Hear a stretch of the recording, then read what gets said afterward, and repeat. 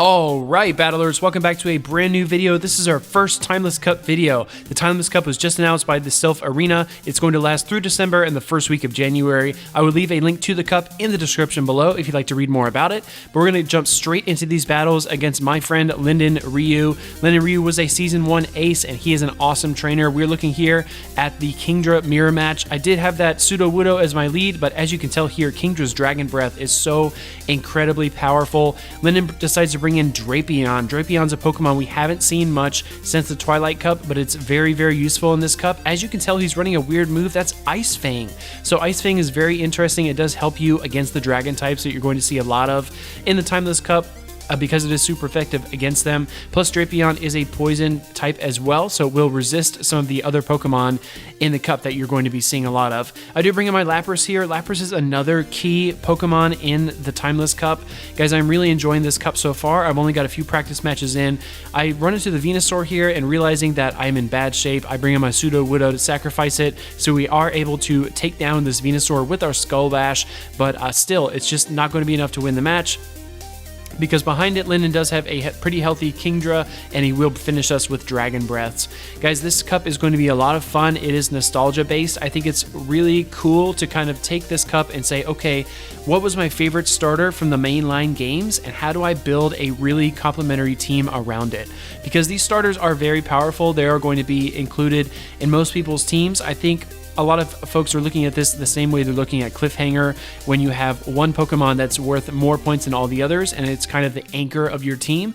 Will it be Venusaur? Will it be Charizard? Could it be Wartortle? Or maybe Feraligatr even? I mean, a lot of these Pokemon are really neat, and a lot of people have a lot of great memories with them. Here we see Venusaur using our Frenzy Plant against our Lapras. I was able to force both shields out of him there, which was great. And then I bring in Kingdra. Guys, you're about to see, when the shields are down, Kingdra is a absolute terror. We're going up against this Drapion here, and it is not going to survive this outrage, as you can tell. Look at that. Goodness. Here comes my opposing Kingdra, and we're about to see exactly what we were just feeling, but we get really lucky. Sudowoodo is going to get to a Rock Slide here, and he will bring down the Kingdra. Sudowoodo is going to have a time to shine in this cup, trainers. I'm telling you right now, it does counter Lapras very well, and it counters Kingdra very well. I don't know exactly how it turned out that way, but just the way that Sylph built this meta, it's going to be very, very interesting. I do fire off the Outrage here against the opposing Kingdra, and you absolutely have to shield that move from Kingdra. You will not survive an Outrage with about 99 or 90 or plus % of the Pokemon in this cup. It's just so ridiculously overpowered. I do bring in my Sudowoodo here, and we're able to counter down Kingdra. 2 pokes each, and in comes that Drapion. I am loving Rock Slide on Sudowoodo, guys. Look at that. Does a great chunk of damage, plus it has counter as the fast move. Contemplate switching out there, but I don't. In comes the Aqua Tail, and I'm barely able to survive. These Ice Fangs chip us down at the very end, but in comes a pretty healthy Lapras. We're facing off against Venusaur here. Guys, you're going to see this matchup a lot in the cup. Venusaur is a great Pokemon, but Lapras with Ice Shard actually stands a pretty good chance against it. We are going to try to fast move it down, and we get there, guys. So we have no shields. In comes that Drapion, but it's super weak, and Linden is actually going to allow that Surf through, knowing the game is over. But here we go into another round. I do open with Magcargo into that Venomoth, and this is great for me. He swaps out into that Venusaur, and I make a very bad swap there. Guys, I'm still getting used to our new switch mechanic that Niantic implemented, and I'm not a huge fan. I hate that you can't switch right here at the end of a charge move. I hate that you can't switch when your opponent is selecting their next Pokemon. You can't even pull up the Switch tray to look at it. It's really clunky. I mean, I understand wanting to level the playing field for other players, but I just don't think it was necessary. I think a lot of trainers were aware of it, and I don't think it's that big of a hindrance to the gameplay in general. And it's difficult for the community as well, because it's not a game-breaking mechanic flaw. Like, we're not going to say, okay, well, this is just as bad as it was when we had to start the save PvP movement before. It's not quite that bad, but it's still just really, really inconvenient and just not fun, and it really waters down the gameplay. I think there's a lot of things going on as well. We just got a new cup announced. We're finishing Ferocious as well, and then Sword and Shield just came out. So I think a lot of players are a little bit distracted at the moment with everything else that's going on, but I really hope that Niantic sorts that out soon. I saw on Reddit somebody was talking about it might just be a temporary glitch that gets fixed. Guys, as you can see here, we're going against this Relicanth, and Relicanth is so extremely powerful. You're going to see Linden use it a lot in these videos here, in these practice matches. Relicanth's Ancient Power does very well against Lapras and a lot of the other Pokemon in the meta as well, and it's just so dense. If you don't have a good Razor Leafer on your team, you're in big trouble. Here we see Victory Bell, and even Lapras's Ice Shards are not enough to chip down that Victory Bell. I do bring in my Beedrill though, and I'm not really worried about whatever attack this is. Actually, I'm going to release a video, I think tomorrow, where I feature Purple Kyogre using Leaf Tornado on his Victory Bell. So very, very interesting move to use, very interesting choice. Here we see Swampert against Beedrill. I have 2 shields, but I'm not going to invest them in my Beedrill here. Instead, allowing him to use his energy. In comes Ludicolo, and those Razor Leafs are going to shred. Ludicolo is one of your few options as a Razor Leafer.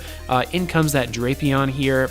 And Ludicolo has some interesting resistances and some interesting bulk about it, but to be honest, guys, I don't see its attack stat really benefiting it that much. I think there are more powerful Razor Leaf users. As you can tell here, Drapion is just going to work right through both of those shields and take down Ludicolo with the crunch. Going to the next round, I will open with my Poison user, Skuntank, into that Drapion. Guys, I'm actually going to stay in this matchup. I know that this was something we saw a lot in Twilight, but I wasn't super good at Twilight, and I go here with a Crunch, and it's easy to see why.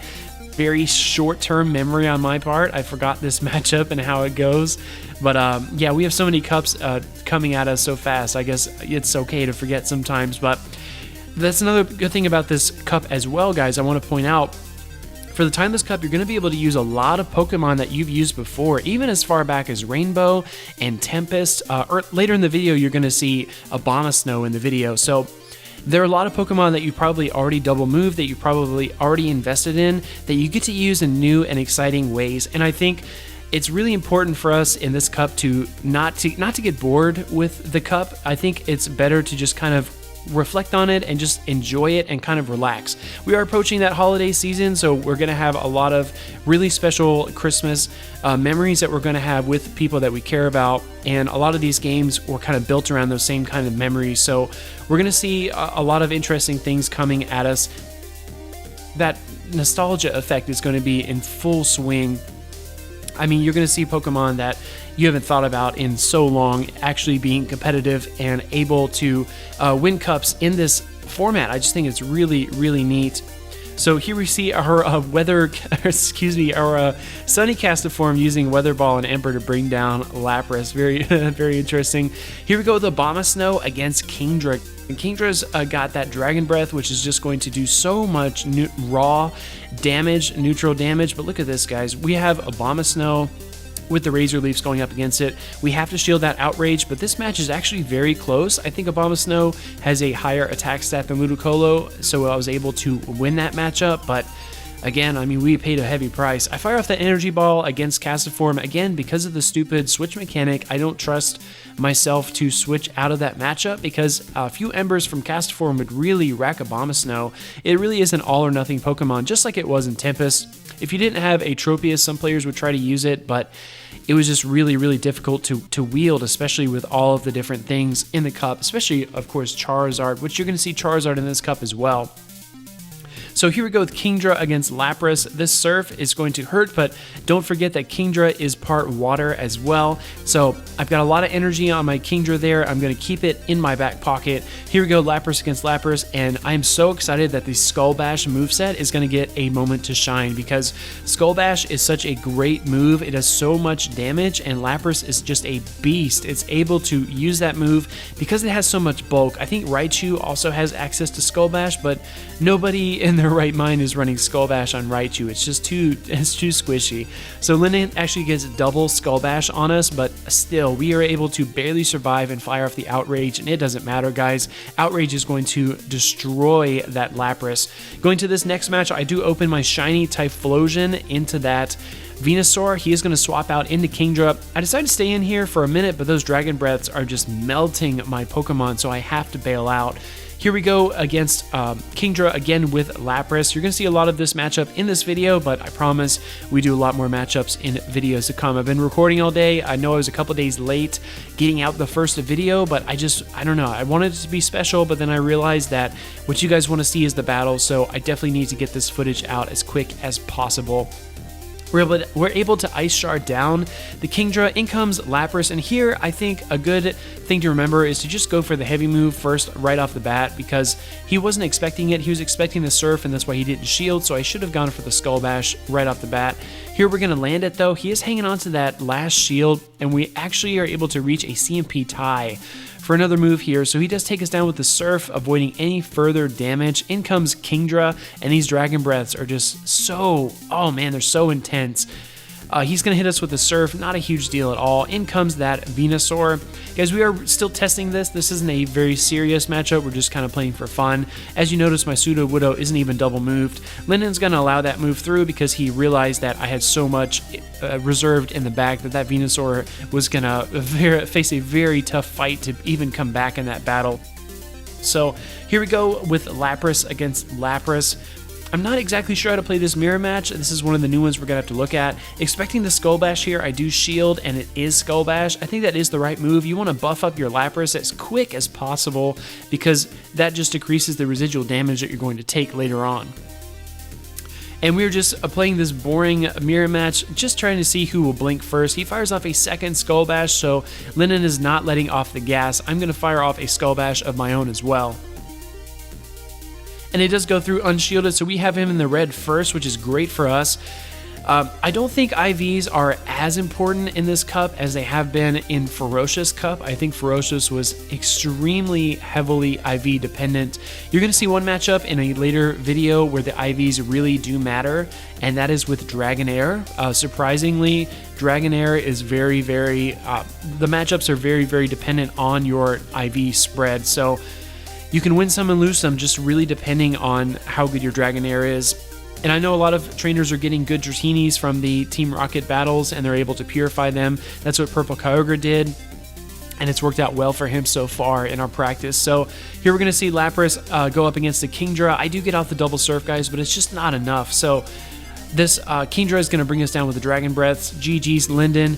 Guys, I'm really enjoying the Timeless Cup so far. I have lots more videos coming soon, so make sure you hit that subscribe button and ding that Bronzong bell to get notified. Leave me a like and leave me a comment down below. If you'd like for me to feature a certain Pokemon, let me know.